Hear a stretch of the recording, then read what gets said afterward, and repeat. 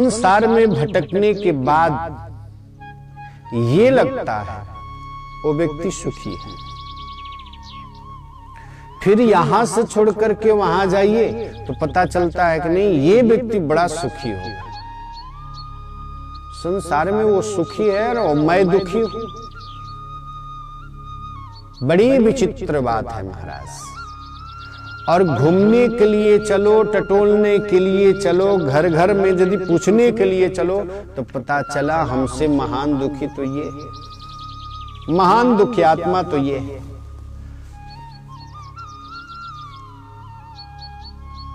बड़े ही सुंदर दृष्टांत है। शिशुपाल ने बारात सज करके लाई। शिशुपाल ने बारात सज करके लाई। रुक्मिणी के साथ में विवाह होगा मेरा, बड़ा धूमधाम से आया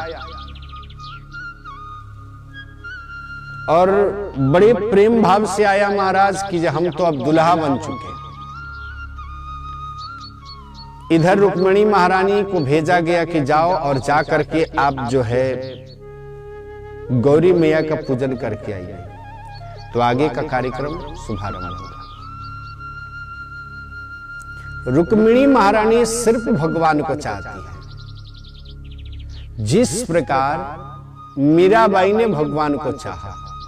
क्या कि मेरो तो गिरधर गोपाल दूसरो न कोई।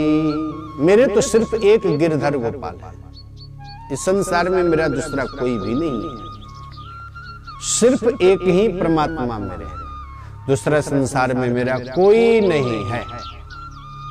रुक्मिणी महारानी भी जब नारद जी महाराज से ये वचन और शब्द सुनी तो मन में ऐसा विचार आया कि संसार वाले से विवाह करने से तो अच्छा है कि भगवान श्री कृष्ण से विवाह किया जाए, जीवन पावन हो जाएगा, जीवन कृतार्थ हो जाएगा। ये तो अच्छी बात है, बहुत बढ़िया बात है कि कम से कम भगवान श्री कृष्ण से विवाह हो जाए। पत्र लिख डाली, ब्राह्मण देवता ले जा करके पत्र भगवान श्री कृष्ण को दिए और भगवान श्री कृष्ण जैसे ही पढ़े पत्र को, बस इस मंदिर में आना, इंतजार मैं कर रही होंगी, बस उसी समय में मुझे लेकर के चले जाना। इधर रुक्मिणी महारानी जब गई तो जाने के बाद जो है पूजा की, सैनिकों को लगाया रुक्मिणी, बड़े बड़े सैनिकों को लगाया कि जाओ मेरे बहन को कोई बाल बाका न कर दे। और महाराज भगवान श्री कृष्ण, वो भी परमात्मा की छवि को देख करके मोहित कौन नहीं होगा, सब के सब मोहित हो गए, सब के सब मोहित हो गए। सब कहना प्रारंभ किए, अरे देखो तो कितनी सुंदर हैं, ये देखो कितने सुंदर हैं, ये देखो महारानी कितनी सुंदर हैं। देखते देखते भगवान श्री कृष्ण रुक्मिणी मैया को अपने रथ में बैठाए और बैठा करके लेकर के चल दिए। महाराज डांट पड़ने लगी सैनिकों को, आकर के ढेर सारा धमकाया। इतने लोगों को मैंने ये इसलिए भेजा था कि कोई घटना ना हो और तुम लोग ऐसे कर दिए। रुक्मिणी को बड़ा क्रोध आया और सबसे बड़ा शर्मिंदगी वाली बात तो बेचारा जो दुल्हा बन करके आया था कि दुल्हा बन करके चलेंगे और दुल्हन को लेकर के आ जाएगा। अब विचार करिए, दुल्हा सरकारी आए और दुल्हा सरकारी आने के बाद में जब देखे कि जी अब तो यहाँ पर लड़की तो है नहीं, लड़की तो निकल गई, जिसके नसीब में था वो तो निकल गई। साक्षात मां लक्ष्मी के अवतार हैं और वो मां भगवान विष्णु के साथ में निकल गई। शिशुपाल आकर के बैठा, बड़ा शर्मिंदगी हो रहा था। मेरे सिर पे इतनी सुंदर टोपी लगे हुए हैं, बरमाला लगा हुआ है, मैं सज धज करके बैठा हूं कि कम से कम विवाह तो कर लूं, लेकिन यहां तो लड़की ही नहीं, मैं क्या करूं। महाराज उस समय बड़ी शर्मिंदगी हो रही थी। महाराज उस समय में जब बगल में जरासंध बैठा हुआ था, शिशुपाल को ऐसा लग रहा था कि मुझे बड़ी अब पसीना से हो रही है, बेचैनी से बढ़ रही है। शिशुपाल ने कहना प्रारंभ किया, मेरी बहुत बड़ी बेइज्जती हुई, यहाँ पर बहुत बड़ी बेइज्जती हुई, यहां इतनी बेइज्जती करने की क्या आवश्यकता थी। अनाप शनाप बोलना प्रारंभ किया। उसने कहा कि अब मैं क्या बोलूं। जरासंध ने कहना प्रारंभ किया, सुन शिशुपाल, तुम्हारी एक बार ये बारी है ना, तुम सिर्फ एक बार शादी करने के लिए तुम आए हो, इतनी शर्मिंदगी हो रही है। और देख मेरा, मैं कृष्ण से 17 बार हार चुका था। 17 बार, 1 बार, 2 बार, 3 बार, 4 बार, 5 बार, 6 बार, 7 बार की बात क्या करें। मैं तो 17 बार हार चुका था, लेकिन 18वीं बार मैंने जीत गया। मैं 17 बार हार करके मैं यहां बैठा। शिशुपाल को जान आया, कहा कि वाह, अब मुझे जान आई। मैं तो यूं ही शर्मिंदगी महसूस कर रहा था, लेकिन बगल में तो इतने बड़े बड़े बेशर्म बैठे हुए, बड़े बड़े बेशर्मी बैठे हुए। अब जान में जाने आया। महाराज, कहने का अभिप्राय यह है, जीवन में हम हारे गए। कितना बार हारे? 1 बार हारे, 2 बार हारे, 3 बार हारे। छोड़ो मत, हमें पानी की आवश्यकता है, पानी से हमें तृप्ति होगी। तो कभी ऐसे होता है ना, कभी यहां पर कुदाल को खोनी और यहां से पानी नहीं निकला, फिर दूसरी जगह, फिर तीसरी जगह, चौथे जगह, 5वीं जगह, 6ठे जगह, 7वीं जगह खोदती रह जाओगे, पानी प्राप्त नहीं होगा। संतों ने बताया, तुम्हें पानी की आवश्यकता है इस धरती से, तो बस एक जगह पे अपना वार करो। एक जगह पे वार करते जाओ, करते जाओ, करते जाओ, करते जाओ। ऐसा समय आएगा इस धरती से भी तुम्हें पानी प्राप्त हो जाएगी और तुम शीतलता को प्राप्त कर सकते हो। तुम शीतल हो सकते हो। मन मस्तिष्क को कभी भी ये नहीं समझना चाहिए कि तुम नीच हो, तुम ऊंच हो, तुम ऐसे हो, तुम ऐसे हो। महाराज, इस शब्द का तो इतना वैल्यू है, इस शब्द का इतना महात्म्य है कि शब्द से सुंदर सुंदर पकवान भी मिल जाते हैं और खूब अच्छे से खा भी लेते हैं। लेकिन इसी शब्द के कारण किसी का जान और हत्या हो जाता है, कोई मर जाता है तेरे शब्द के कारण। किसी को इसी शब्द के कारण किसी को गोली लग जाती है। क्या करोगे? किस प्रकार से करोगे? विचार तो करो। इसी के लिए आप सबों से निवेदन है, प्रार्थना है कि कम से कम जो बोला जाए वो शब्द को तोल करके और तब बोलिए। द्रौपदी ने बोल डाला कि अंधा का बेटा अंधा ही होता है। पूरे महाभारत महाराज प्रारंभ हो गया एक शब्द के कारण से। कौरवों और पांडवों में कितनी लाशें गिर गई कौरवों की, एक शब्द के कारण से। क्या हुआ महाराज? युद्ध छिड़ गया। क्यों युद्ध छिड़ा? लालच के कारण से। जीवन में किसी से युद्ध इसलिए होता है जिसके पीछे सबसे बड़ा यदि कोई कारण है तो वह कारण है लालच। किसी से मार हो तो ऐसा ही मार नहीं होता, किसी से झगड़ा हो ऐसा ही नहीं होता। इसलिए होता है लालच के कारण से जो है जीव में लड़ता है, मानव में लड़ना प्रारंभ कर देता है। क्या किया? दुर्योधन के झंगा के ऊपर भीम ने जो है गदा प्रहार किया, मारा और महाराज मृत्यु को मुख में उसे लग रहा था कि डाल दिया। कभी कभी ऐसा होता है ना, मेरे दोस्त इतने अच्छे हैं, इतने सुसंस्कारवान हैं, इतने अच्छे कार्य किए इन्होंने, फलाने व्यक्ति ने आकर के मार डाला।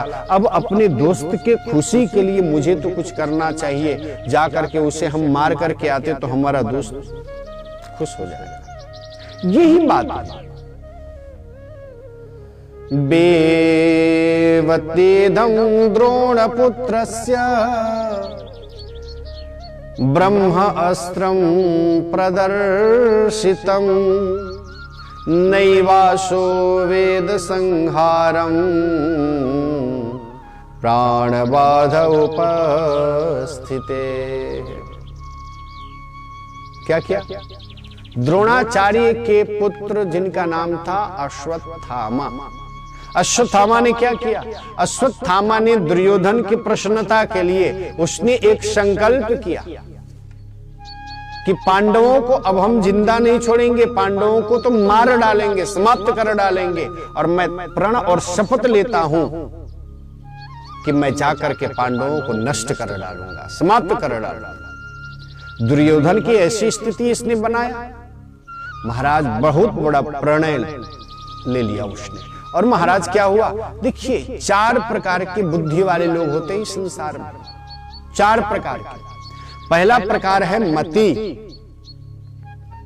मति जिसके पास हो, मति जिसके पास हो, वो व्यक्ति बगल में क्या हो रहा है कोई मतलब नहीं, अपने कार्य से अपने राम अपने में भजन करके मदमस्त है। बगल में क्या हो रहा है पता नहीं, कोई रो रहा है पता नहीं, कोई हंस रहा है पता नहीं, आपको कोई बहुत बहुत बुरे बुरे गाली दे रहा है पता नहीं। इसका नाम है मति। और दूसरे व्यक्ति होते हैं सुमति। सुमति का अर्थ होता है जहां सुमति तह संपत्ति नाना, जहां सुमति तहां संपत्ति नाना, जहां कुमति तहां विपत्ति निधाना, जहां कुमति तहां विपत्ति निधाना। कहते हैं सुमति। दूसरे व्यक्ति कैसे होते हैं? सुमति। यानी सुमति का अर्थ होता है भाई साहब आप जीने का प्रयत्न करिए और मुझे भी जीने दीजिए। ऐसे व्यक्ति मिलते हैं ना। आप भी जीने का प्रयत्न करिए, आप भी खाइए कमाइए, हमको भी कमाने दीजिए और खाने दीजिए। ये है सुमति। और महामति में आते हैं दुखी रहे लेकिन फिर भी प्रश्न के ऊपर प्रश्न, प्रश्न के ऊपर प्रश्न रखते हैं। और सबसे अधम होता है महाराज मंदमति। मंदमति का अर्थ होता है ईर्ष्यावद। हम बर्बाद हो जाएंगे लेकिन तुम्हें कभी हम आबाद होने नहीं देंगे। हम भले बर्बाद हो जाएं लेकिन तुम्हें कभी आबाद होने नहीं देंगे। ये है मंदमति। हम भी भले जलेंगे, जलने में कोई आपत्ति नहीं, लेकिन तुम्हें एक न एक दिन जरूर जलाना है। ये है मंदमति। यानी ईर्ष्या के कारण अपने आप को बर्बाद हो जाना। और महाराज आज संसार में मैं यही कहता हूं कि संसार में आजकल लोग अपने दुख से कोई दुखी नहीं है, कोई दुखी नहीं है। दुखी कब है कि दूसरे के सुख को देख करके आज ये जीव बहुत दुखी है, बहुत कष्ट में है, बड़े परेशानी में है जी। अहर्निश यही चाहता है कि फलाने व्यक्ति ने मेरे साथ में ऐसा किया, उसने ऐसा किया, उसने ऐसा किया। ईर्ष्यावद मंदमति के कारण से, ईर्ष्या के कारण से हम भले समाप्त हो जाएंगे लेकिन तुम्हें हम जीने नहीं देंगे। ईर्ष्यावद।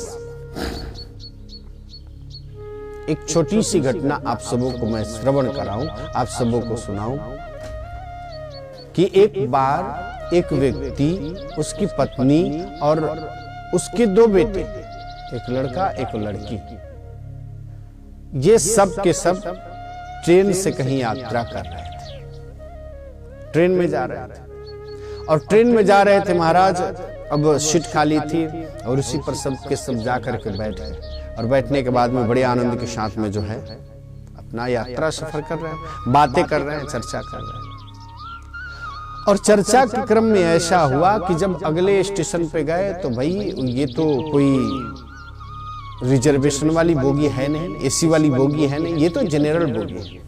कोई चढ़ जाता है और उसको बैठने के लिए चाहिए, एक व्यक्ति बहुत दबंग था, आकर के जो है कहा कि हट जाओ, मुझे बैठने दो। इसने कहा कि समझ में नहीं आता, किसको तुम बोल रहे हो।